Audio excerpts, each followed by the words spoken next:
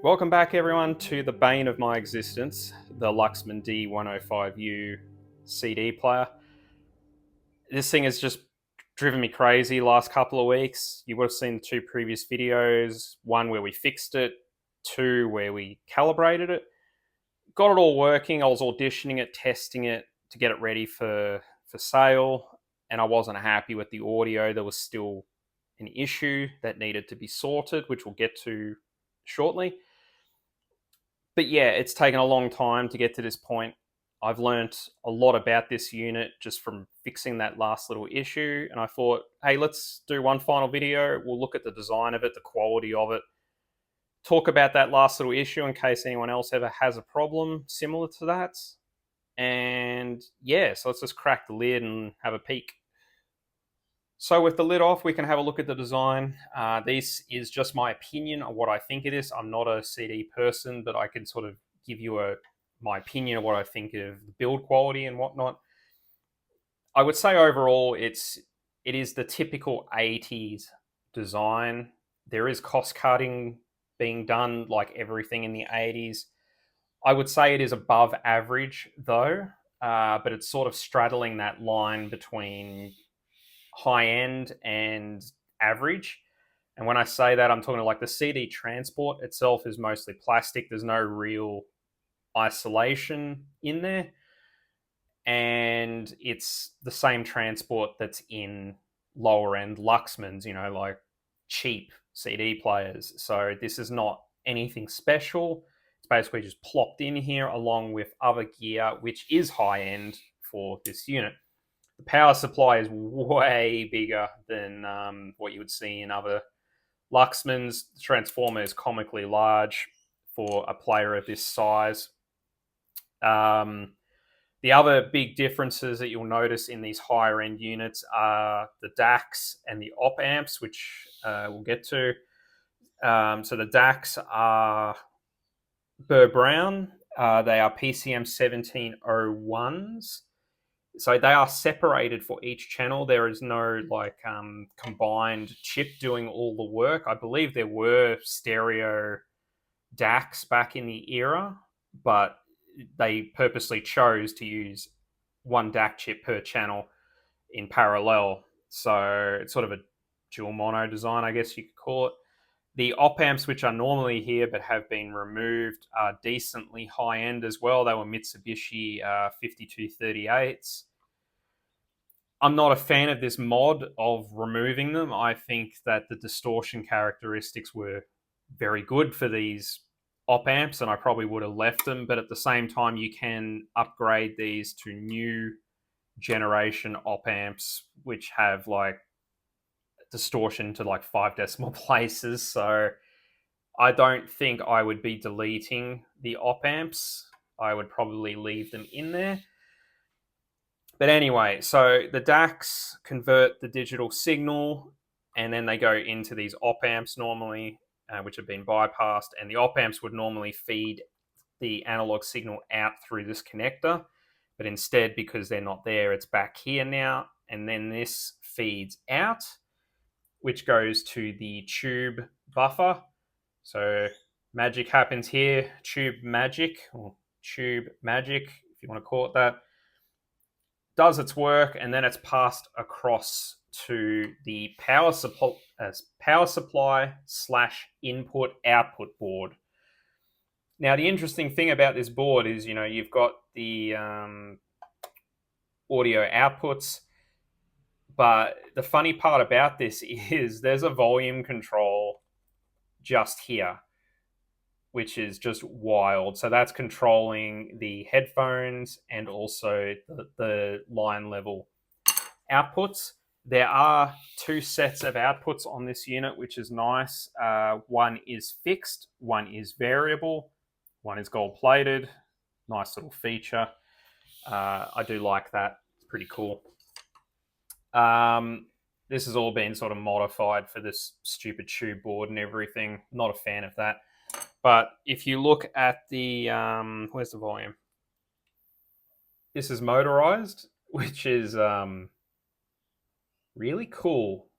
I don't really like that it is on the main board where all the mains is, but it seems decently separated anyway because all the AC's over here and you've sort of got the DC section, and then over here's all the audio stuff. I would prefer this to be on separate planes or a separate PCB, but look, it's working, so guess we can be reasonably happy with that. I almost forgot to mention we have digital outputs here. From my testing, I would say that if you want the cleanest signal, you want to run an external DAC with this. Using the optical output into one of my newer DACs, the performance is very, very good, and it bypasses all the garbage inside this player. So it depends what you're looking for. Do you want that tube sound, or do you want like the cleanest of clean? Tubes are not clean generally. They usually have hum, and there's all sorts of other things that can come in them. You can make tubes really good, but generally you're not going to get the purest sound out of these tube buffers. You'll get a different sound, which will be warmer, a bit more veiled, which is how I would describe this unit. It's more of it just takes the edge off the high end a little bit, and it's just a bit more romantic, a little warmer, if you want to call it that. But I'm personally a fan of just using the digital output with an external DAC and getting the cleanest sound possible. So yeah, that's sort of just a quick look at the overview. Obviously, you've got the tube viewing window here, which I really like, and you can see they're glowing nicely because it's the factory tubes with this filament. FYI, because this is the same tube as the Luxman Brid amplifiers, if you change this to a newer type tube, they probably won't fit in the holder, and you'll have to modify the holder. And also you won't get to see the filament if you change out the tubes to something new, like a electro-harmonics or something like that. I know the electro-harmonics definitely do not fit in these tube holders and have to be modified. There might be other tubes that have got a smaller glass envelope. Not exactly sure. The volume is digital, but it's digital but analog because it's basically just controlling that pot that's on the power supply board. The headphone output is pretty decent. I've been using my headphones with it, and that's fine there. There's some advanced features here, fade in, fade out. We can turn down the display, we can turn it off, we can adjust the time, skip track, we got programming functions. This is all pretty advanced. I generally wouldn't use any of it, but it is all available here. And we can see now that it's calibrated, it loads very quickly. So yeah, there's been zero issues with the CD transport on this. Been really happy with it since we calibrated it. Now, the issue that this unit had, to be clear, I don't know if it's due to this shit that's going on in here. I don't think so. It may actually be normal. But basically, there was a signal coming through. It was 7.35 kilohertz. You could hear it in the background all the time.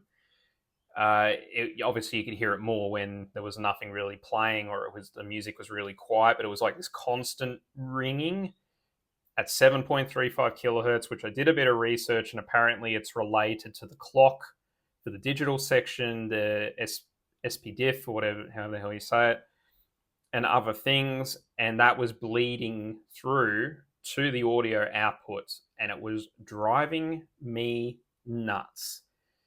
And this unit is going up for sale. If I'm not happy with it, I won't sell it. So I had to dive back in. And the end result is I had to do a few modifications to this unit to just chop it down bit by bit by bit. So I can show you right now. If I put this on the audio output, we can see this is nice and clean now. What was happening before is that there was a spike, and that was always there, and it was incredibly annoying. So yeah, it is gone.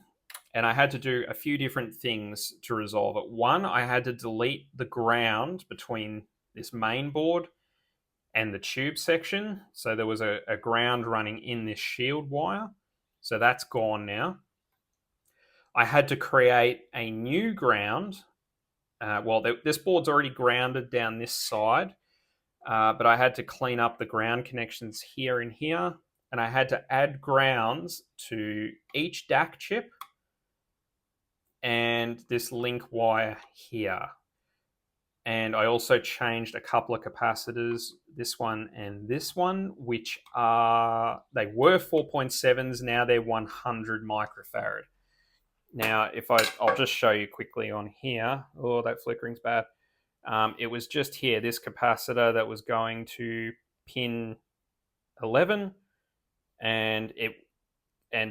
so basically I replaced that capacitor, which is all good. And then I redid this ground for a better connection, which also goes to pin 15. So that was done on both DAC chips. For some reason on this unit, the ground is incredibly sensitive. There may be something going on which I just haven't been able to track down that would have easily fixed it, but the results are the same and it works. So basically, yeah, these caps have been changed, and both these DACs have a new ground which runs over to this point here with the soldering and everything cleaned up on the underside, which bites down onto the chassis. I'll overlay the wiring that I did, and yeah, it's resolved the issue, so I'm happy to just let that be. Yeah, so that's pretty much it for this unit. I don't think there's anything else to really go over. I mean, this has the lovely remote, which I quite like, and it can control the volume remotely, which is really cool. I like that. I almost forgot to mention, it does have a preheat function for the tubes. I wouldn't use that because it just ends up cooking the unit, and it's a stupid feature, if I'm honest. The VFD is nice and bright on this unit still, and it has done quite a bit of work, so that is very good also. Yeah, that's just a quick video, just sort of closing this out before it finds its new home. I hope you enjoyed the series on this CD player. It's definitely a nice unit, but I'm not a CD person. I think that if you're in the digital realm, just use streaming services. And I might get a bit of flack for that, but I'm more of an analog person. I'll put the effort in for analog stuff, but for digital, I just go for streaming services, which is why I don't really have a need for this unit. So anyway, hope you enjoyed the videos, and I will see you in the next one.